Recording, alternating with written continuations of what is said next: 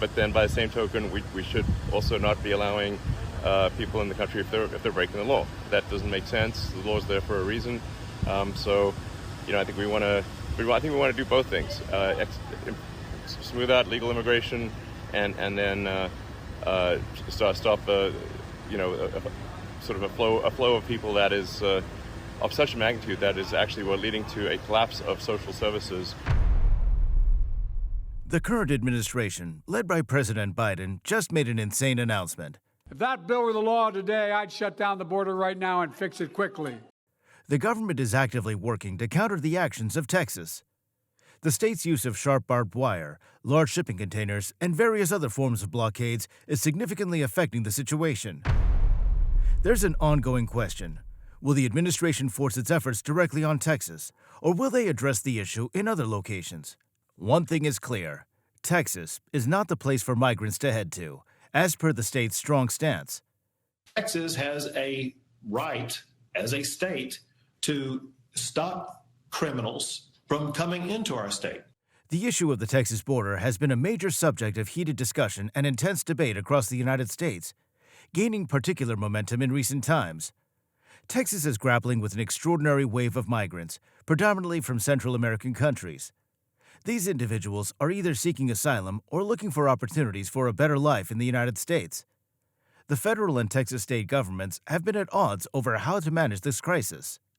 They've adopted differing strategies and policies that frequently clash, creating a complex and challenging situation. A key area of disagreement is the substantial financial investment Texas is making to ensure its border operations are effective.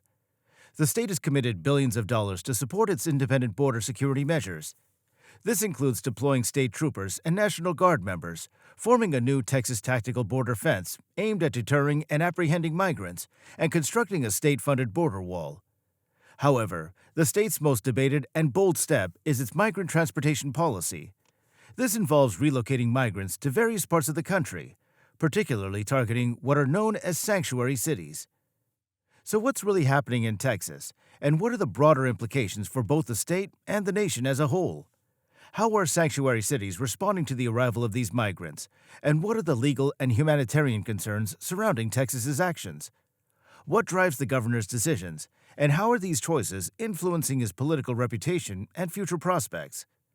Let's delve into a discussion about how the governor of Texas is orchestrating the movement of immigrants to these sanctuary cities. Immigration issues are not new to Texas. Back in October 2005, Texas Governor Rick Perry visited the border city of Laredo. There, he unveiled Operation Linebacker, a fresh initiative he claimed would shield Texans from threats posed by terrorist organizations like Al-Qaeda. Perry argued that these terrorist groups, along with drug cartels and criminal gangs, were attempting to take advantage of the U.S.-Mexico border's vulnerabilities. He believed this posed a serious risk to both the national security of the United States and the safety of its citizens, especially those in Texas. Perry made a statement without presenting any concrete proof, claiming that following the tragic events of September 11, 2001, criminal groups had the potential to smuggle in terror, illegal drugs, and extremely dangerous weapons. He referred to instances where members of Al-Qaeda were caught in Mexico, and the presence of Hezbollah factions in South America was noted as well. A formal announcement from the governor's office conveyed Perry's serious concerns. He stressed that the border was not just a line on the map, but a critical entry point through which terrorists and their lethal armaments could slip into the country. Perry expressed his dissatisfaction with the federal government's approach to border security, labeling it as careless and inefficient.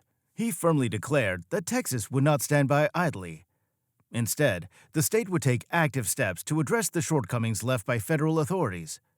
Perry's plan was to bolster the state's law enforcement capabilities along the border region.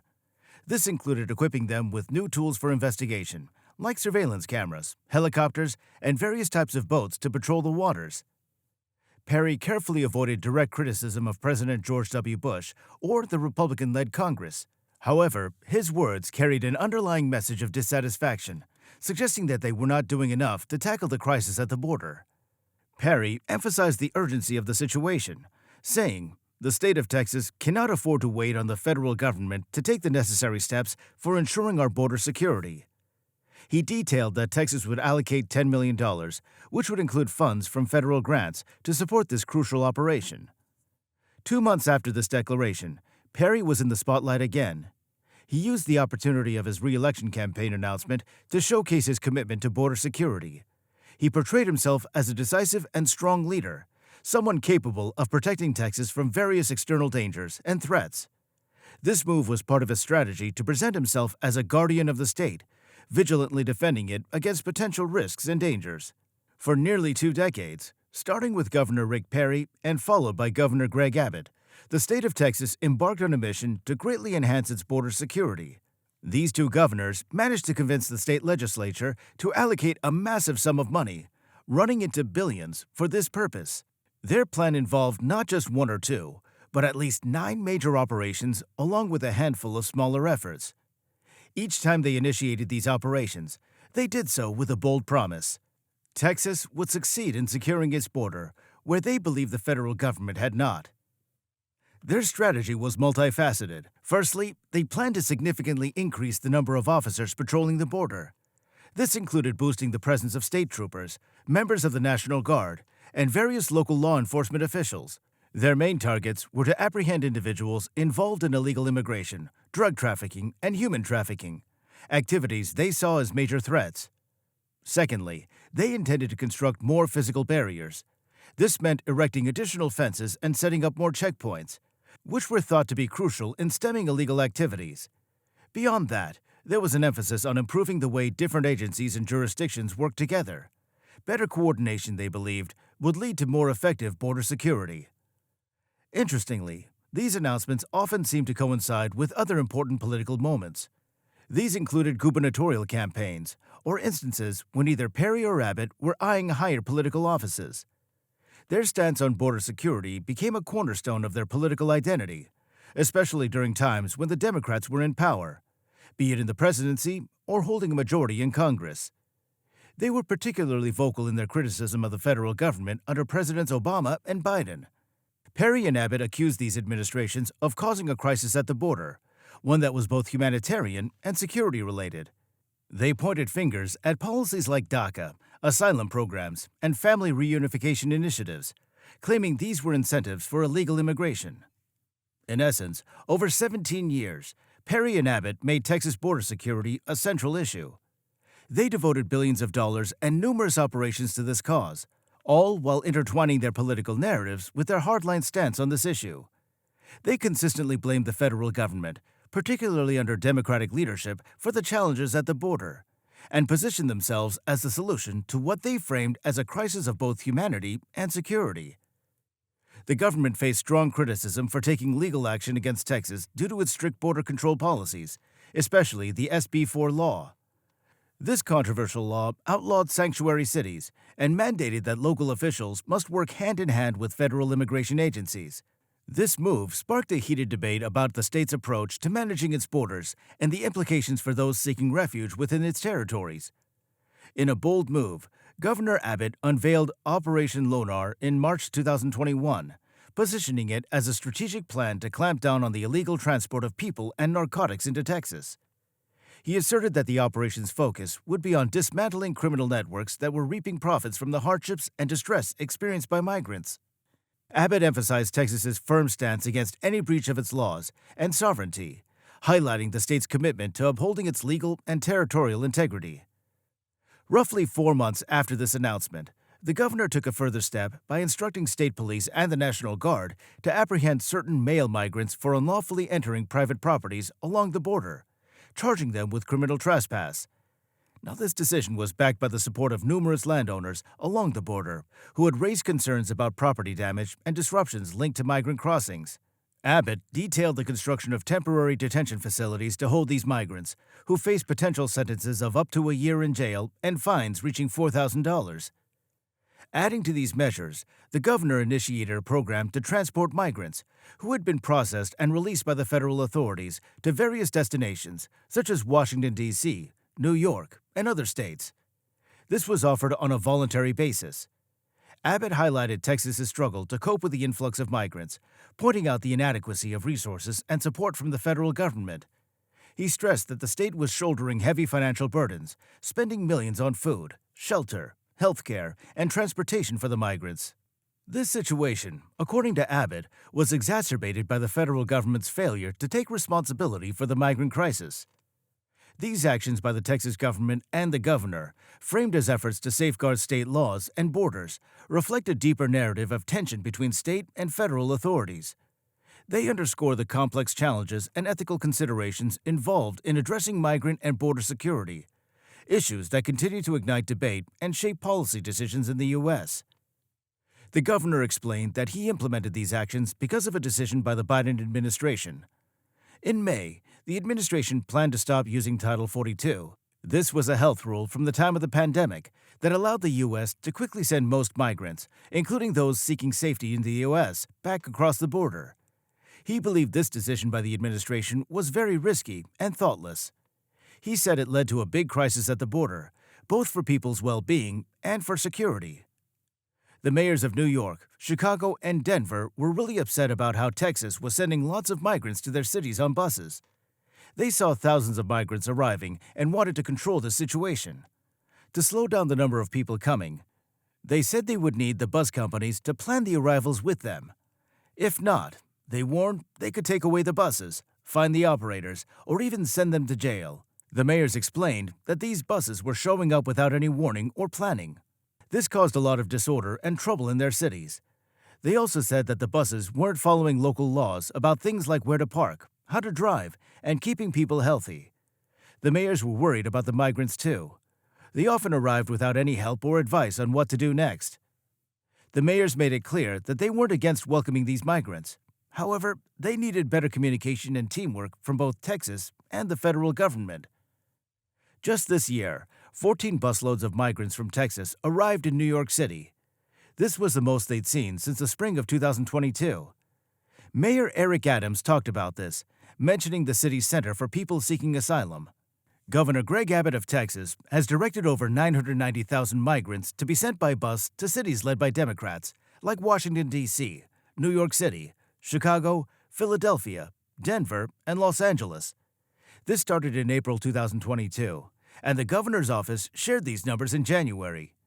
The governor said Texas was sending migrants to these cities because they called themselves sanctuaries for people without legal immigration status and had criticized the security measures at the border. He mentioned that the migrants were given a choice of where they wanted to go. Many chose these cities because they offered more help and protection. The governor also said that this was a way to show the federal government and all Americans that the problem at the border wasn't just a Texas issue, but a problem for the whole country. Governor Abbott, in explaining why migrants crossing the southern border were being transported by bus to other states, expressed his viewpoint last year in a statement filled with concern and frustration. He emphasized that Texas and Arizona were shouldering a heavy burden, dealing with the chaos and numerous problems that arise from the situation. He pointed out that these two states, which lie on the border, seem to be left on their own in handling the fallout from what he described as the federal government's inability to effectively manage the border and uphold immigration laws. Abbott elaborated that Texas and Arizona had been pouring billions of dollars into securing their borders. Despite their immense efforts and expenditure, he felt that the federal government was either neglecting their struggles or actively working against them. He spoke of the dire consequences faced by these states, not just in terms of financial strain, but also social and economic challenges. He highlighted issues like rising crime rates, the menace of drug trafficking, public health crises, and the overwhelming pressure on public services, all of which he attributed to the influx of migrants. In a tone mixed with defiance and a sense of revealing a harsh truth, Abbott stated, "Now the rest of America can understand exactly what's going on." His decision to transport migrants to other states was portrayed as a strategic move to unveil the severity and scale of the crisis at the border. He aimed to compel the federal government and other states to acknowledge the issue and take active responsibility. Furthermore, he criticized what he saw as the double standards of sanctuary cities. According to him, these cities were quick to denounce his policies, but sluggish in offering practical help to the migrants. He also framed the busing of migrants as providing them an opportunity to chase their American dream in cities that profess to be welcoming and supportive. Meanwhile, leaders in cities that have seen a surge in migrant arrivals are wrestling with the challenge of accommodating them. They've spoken about the complexities and difficulties of the situation, emphasizing the need for compassion and cooperation. These leaders are trying to strike a delicate balance, juggling the need and rights of the migrants with the interests and concerns of their own residents. They're in a position where they have to navigate a sensitive and intricate issue, trying to do right by everyone involved.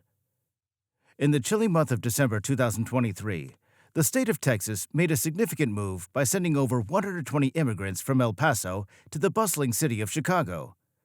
This action didn't just stand alone. It raised a big question for the mayors of some of America's largest cities. New York City's Mayor Eric Adams, Chicago's Mayor Brandon Johnson, and Denver's Mayor Mike Johnston found themselves facing a complex and pressing issue, far beyond the simple coordination of buses to transport these individuals. These three city leaders joined forces, amplifying their voices to call for something bigger, more help from the federal government. They saw the situation as a nationwide humanitarian crisis, one that stretched far beyond the city limits and required a solution at the national level. Their argument was clear and compelling. Dealing with immigration is primarily the responsibility of the federal government. Therefore, they insisted it's up to the federal authorities to step up, offering more resources, support, and clear guidance to the states and cities grappling with the effects of the ongoing border crisis. But their demands didn't stop there. They also strongly encouraged the federal government to overhaul the current immigration system. Their vision included creating a clear and fair path to citizenship for the millions of undocumented immigrants who have already made their homes in the United States, contributing to its society and economy. Our cities are in this together, supporting each other in welcoming these new arrivals, Mayor Johnston stated in a powerful joint online statement. But now is the time for the federal government to roll up its sleeves.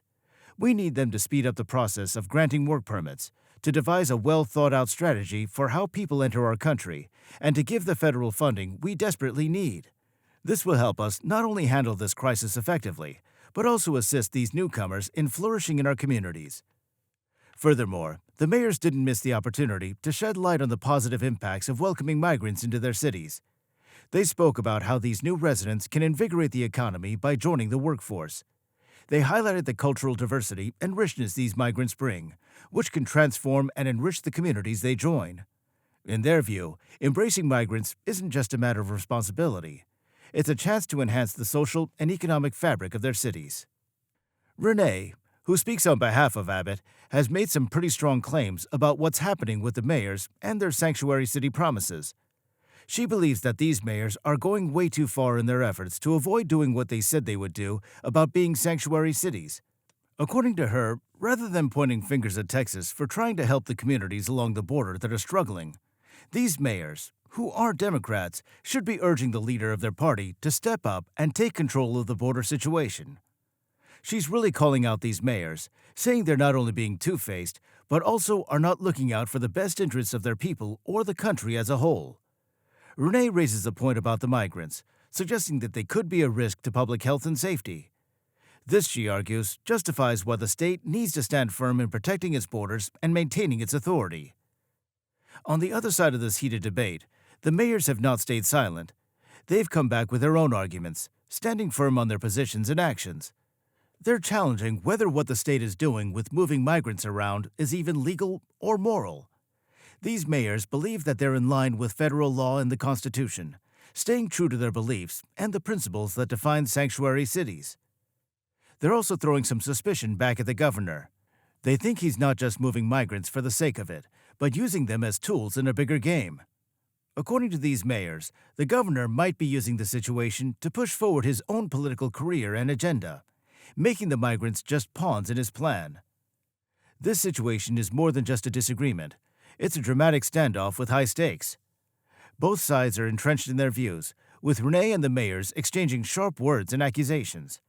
The mayors are defending their honor and principles, while Renee is firm in her belief that the state's actions are justified. It's a complex issue with no easy answers, deeply rooted in politics, legal interpretations, and moral debates. As each side stands their ground, the fate of the migrants and the communities involved hangs in the balance, making this an ongoing saga of political will and humanitarian concerns. But what do you think about this situation? Let us know in the comment section below. Smash the like button and subscribe for more.